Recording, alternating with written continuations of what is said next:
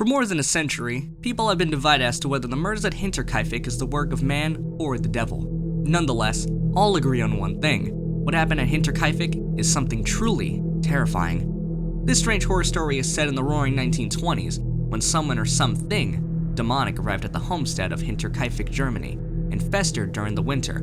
The first one to notice that something was off at Hinterkaifeck was the housemaid, who mentioned that she heard demonic voices in the attic.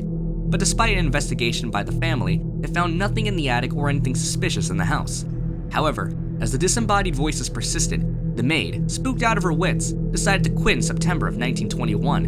In the days leading to the murder, the family members discovered strange things scattered throughout the property.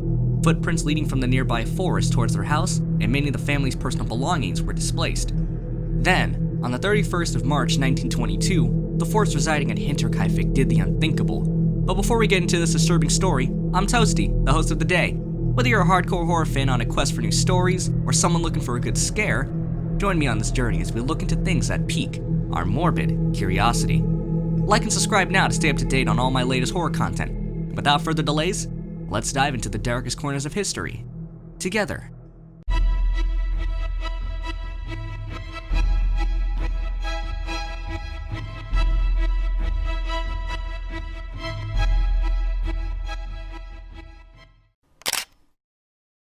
Located about 43 miles from Munich, Hinterkaifeck was a farm located almost in the middle of nowhere. The farm was remote and close to the woods, and only had a single unpaved path leading to it.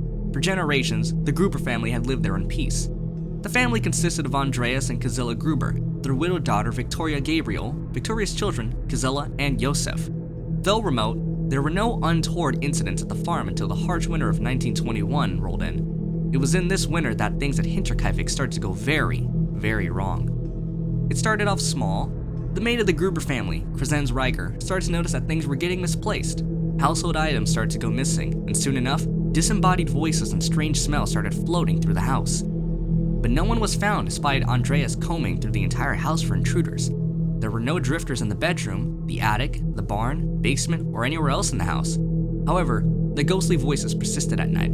Crescenz heard footsteps in the attic along with hums and whispers, which was her final straw. With the increasing fear that the old farmstead could be haunted, Crescenz left Hinterkaifeck for good. But before leaving, she warned the Gruber family and advised them to leave as well, saying that something demonic had taken residence at Hinterkaifeck.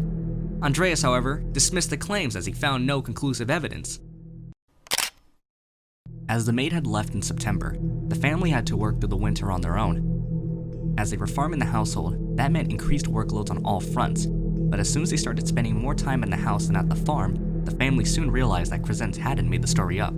There was indeed something wrong at Hinterkaifeck. From humming to odd smells wafting through the house, the family at Hinterkaifeck realized something was amiss, but despite Andreas scurrying through the property, he couldn't figure out what was causing this. Finally, he ignored the sounds, hoping that they would go away on their own. But this made the paranormal activities worse. Throughout December and January, the voices in the attic got louder at night as though people were arguing, and the mild footsteps soon transcended into heavy footfalls and even into what sounded like someone running. To make matters worse, household items, especially knives, house keys, and farming tools started to go missing. But this isn't the most disturbing part. One day, in early March, Andreas discovered fresh human tracks in the snow coming from the forest. When he followed the trail, he found that someone had smashed the farm's machine room door. This was a startling discovery, as he couldn't believe that someone in the household could be so crude. But when he questioned the family, Andreas found that no one had been near the machine room that week. So who was it? As winter passed and the snow started clearing, Andreas started to look for a new maid. However, despite generous pay, he couldn't find anyone willing to take the job. Hinterkaifeck was too far out in the country that no one wanted to do anything with the property. But fortunately, he did manage to find someone willing to work at Hinterkaifeck by the end of March 1922. The new maid, Maria Baumgartner, arrived at Hinterkaifeck on Friday, March 31st, 1922. But upon seeing the new maid, the presence that was in the house completely flipped. That evening, someone or something butchered the family, one by one. The group of family members were lured from the house and into the nearby barn and hit on their heads with the mattock, a farm tool usually used for digging in the fields. They were hit hard and sharply, and by the way they were killed, it was evident that the murderer was someone who knew the Gruber family quite well. The Grubers didn't put up a fight at all.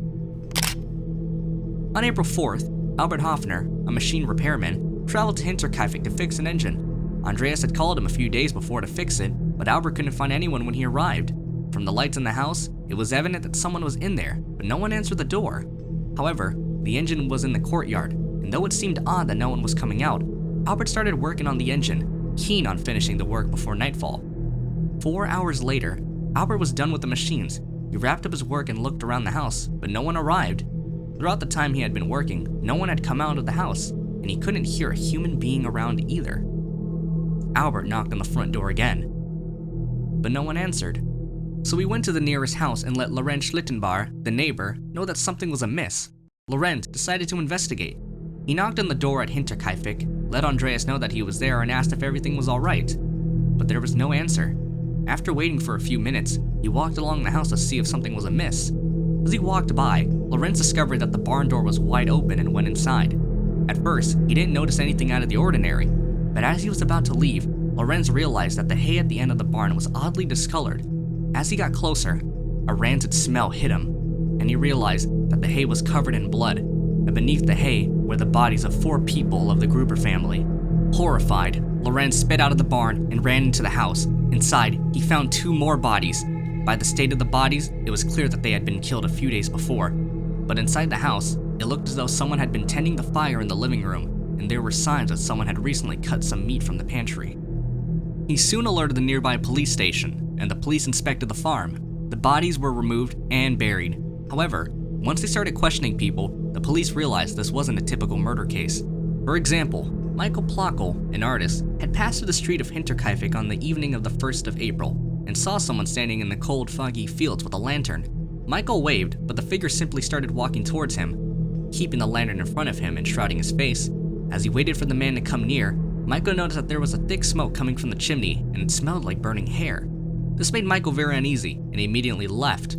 Next, the town butcher Simon noticed 2 unidentified persons at the edge of the woodland on April 1st around 3 a.m. The strangers turned right around when they saw him and walked into the woods, not stopping despite Simon calling out. So who did it? Why did they do it? To this day, no one knows. I hope you enjoyed today's episode of Morbid Curiosity, and you can follow Morbid Curiosity on Instagram, where we share horror content daily. You can also visit the Morbid Curiosity website and read about dark history, paranormal, and everything horror. All links are in the description. You can also follow me as ToastyVA on YouTube and Twitter. Thank you so much for watching. Till next time.